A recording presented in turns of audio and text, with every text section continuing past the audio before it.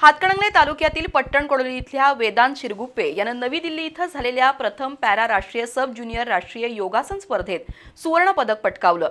या यशाबद्दल ग्रामस्थांनी वेदांतची जंगी मिरवणूक काढून स्वागत केलं। माजी खासदार राजू शेट्टी यांच्या हस्ते वेदांतचा सत्कार करण्यात आला। नवी दिल्ली इथं 26 ते 28 सप्टेंबर दरम्यान झालेल्या प्रथम पॅरा राष्ट्रीय सब ज्युनियर योगासन स्पर्धेत हातकणंगले तालुक्यातील पट्टणकोडोली गावातील वेदांत अनिल शिरगुप्पे याने महाराष्ट्राचं प्रतिनिधित्व करत सुवर्ण पदक पटकावलं। सब ज्युनियर गटात 37.56 गुण मिळवत वेदांतनं अंतिम फेरीत उत्कृष्ट कामगिरी करत राज्याची मान उंचावली। या स्पर्धेत देशभरातील 13 राज्यातील 37 संघ सहभागी झाले होते।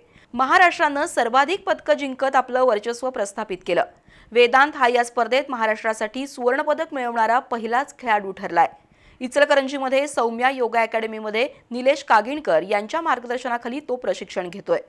तो रोटरी क्लब ऑफ इचलकरंजी संचलित तिळवणीच्या डेफ स्कूलचा विद्यार्थी आहे। वेदांतच्या यशानंतर पट्टणकोडोलीत मिरवणूक काढून त्याचं जंगी स्वागत करण्यात आलं।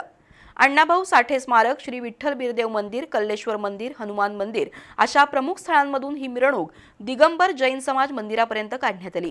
यावेळी माजी खासदार राजू शेट्टी यांच्या हस्ते वेदांतचा सत्कार करण्यात आला।